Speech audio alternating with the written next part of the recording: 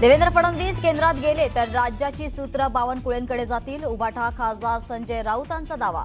तर शिंदे पुन्हा मुख्यमंत्री होणार नसल्याचंही केलं वक्तव्य.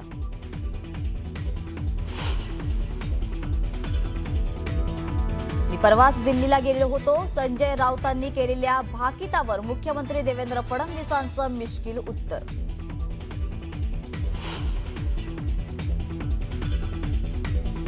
आधी टीका करणारे आता रामरक्षा म्हणतायत. तर टी शर्ट बदलतो तसं हिंदुत्व बदलता येत नाही. शिंदेंचा उद्धव ठाकरेंना जोरदार टोला.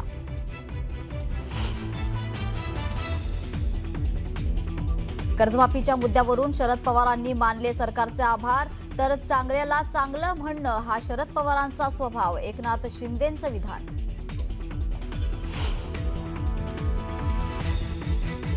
मलकापूर शहरातील 30 ते 40 विद्यार्थ्यांना मधमाशांचा हल्ला.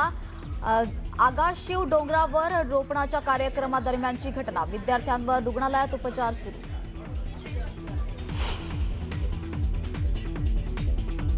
मोशीतील दुर्घटनाग्रस्त इमारत होती अनधिकृत. फक्त तळमजल्याच्या बांधकामाला होती परवानगी. आयुक्तांना विचारणा केली असता आयुक्त पत्रकारांवर भडकले.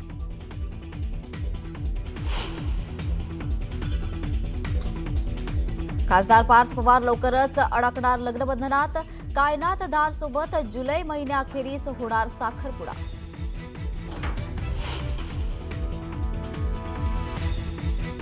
आणि ज्ञानोबा आणि तुकोबांच्या पालख्यांचा अवघड दिवे घाटातून प्रवास. माऊलींची पालखी सासवडमध्ये मुक्कामी. तर तुकोबांची पालखी लोणी काळभोरमध्ये मुक्कामी.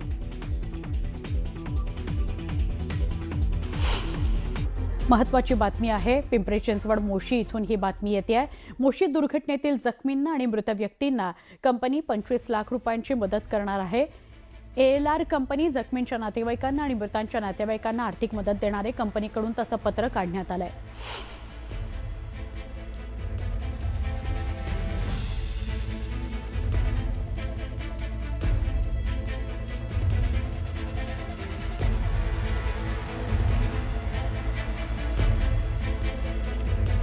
फक्त मदत दिली जाणार नाहीये तर कंपनीमध्ये नातेवाईकांच्या मृतांच्या नातेवाईकांना जखमींच्या नातेवाईकांना नोकरी सुद्धा दिली जाणार आहे.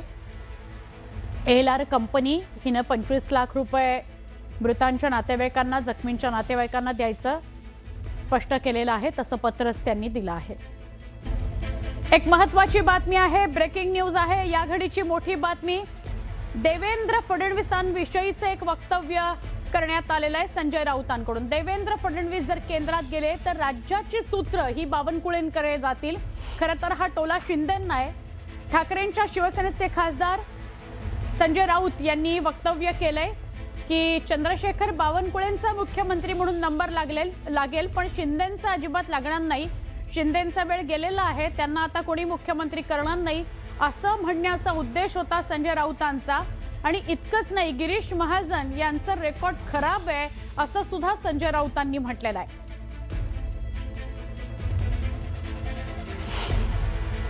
तुम्हाला काय वाटतं की राज्याची सूत्र कोणाकडे येऊ चंद्रशेखर बावनकुळेंकडे येतील. तुम्हाला वाटत असेल मी आणखीन कोणाचं नाव घेईन तर मला जे चित्र दिसतंय त्यानुसार विदर्भातले चंद्रशेखर बावनकुळे हे देवेंद्र फडणवीस यांच्यानंतर मुख्यमंत्रीपदासाठी योग्य नेते मला नेहमी दिसतात. सगळ्यांशी संवाद ठेवणारे, सांभाळून घेणारे.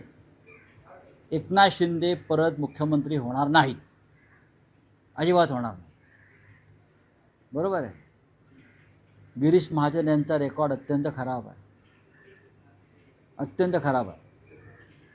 त्याच्यामुळे या क्षणी ज्येष्ठ मंत्री म्हणून जर ते केंद्रात गेले, आम्ही तर म्हणू मुख्यमंत्री व्हा, प्रधानमंत्री व्हा 2029च्या आधी, तर 100% मला असं वाटतं की चंद्रशेखर बावनकुळे यांचा विचार आणि शिफारस हे स्वतः देवेंद्र फडणवीसच करतो.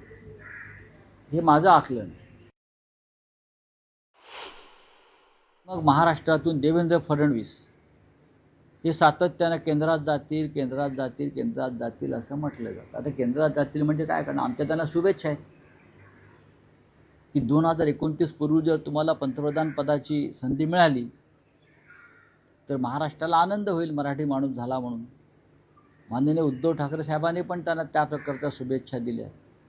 कारण 2029 नंतर भाजपचं राज्य इथे येणार नाही आहे. त्याच्यामुळे जे काय करायचं आहे ते 2029च्या आधीच तुम्ही करा. 2029 नंतर ना मोदी राहतील ना अन्य कोणी राहणार. त्याच्यामुळे देवेंद्र फडणवीस यांना 2029 पूर्वी ज्या काही हालचाली करायच्या आहेत त्या त्यांनी करून घ्याव्या. अशा मला त्यांना शुभेच्छा आहेत. बावनकुळे साहेब मुख्यमंत्री होणार अशा भविष्यवाणी आता संजय राऊत सांगायला लागलेत. पण संजय राऊत एक लक्षात घ्या, भारतीय जनता पार्टी ही कार्यकर्त्यांची पार्टी आहे. तुमच्यासारखं घराणेशाही, तुमच्यासारखं उद्धवजी ठाकरे, आदित्य ठाकरे, मग आदित्य ठाकरे झाले की तेजस ठाकरे, असं भारतीय जनता पार्टीमध्ये ठरत नाही. आणि 2029 पर्यंत देवेंद्रजी फडणवीसच मुख्यमंत्री राहणार हे संजय राऊतांनी लक्षात ठेवावं. बावनकुळे साहेबांचं कौतुक केल्याबद्दल संजय राऊतांचे मनापासून आभार. कारण असे मंत्री आमच्याकडे आहेत जी लोकांची कामं करतात. तुमच्याकडे मात्र असा एकही मंत्री नव्हता, हे तुम्ही एकदा तुमच्या वक्तव्यातनं सिद्ध केलंय. याच्यावर आपण प्रतिक्रिया देणे योग्य नाही आहे. त्यांना या संदर्भातही म्हणजे जी माहिती आम्हाला नाही ती त्यांना असते याचा मात्र विचार केला पाहिजे की भारतीय जनता पार्टीच्या नेत्यांना काहीही माहिती नाही आणि त्यांना माहिती आहे. मला वाटत नाही की आमचं केंद्रीय नेतृत्व अशा पद्धतीने वागत असेल. सगळे अधिकार मला वाटतं राऊतांना दिलेले आहेत आमच्या पक्षाचे.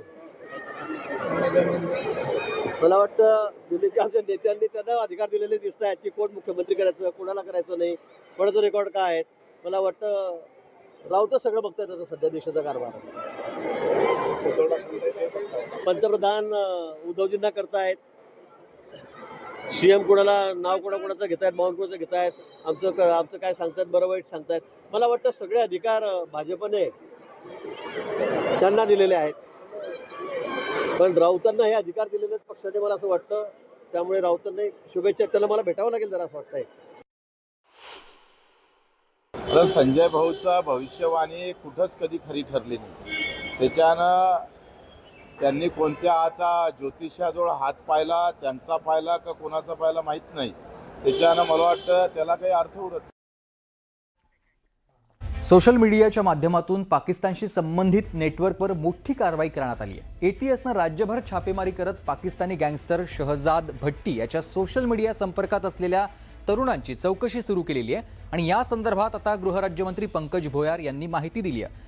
शहजाद भट्टी हा पाकिस्तानी आतंकवादी पाकिस्तानात बसून काही कट रचणार असल्याची माहिती मिळाली होती आणि त्याचा हा कट ATSनं हाणून पाडला असं पंकज भोयार म्हणाले. तसंच त्यानंतर ATSनं राज्यामध्ये त्याच्याशी संबंधित 157 ठिकाणी छापे टाकून कारवाई केल्याचंही पंकज भोयार यांनी स्पष्ट केलंय. पाहूयात.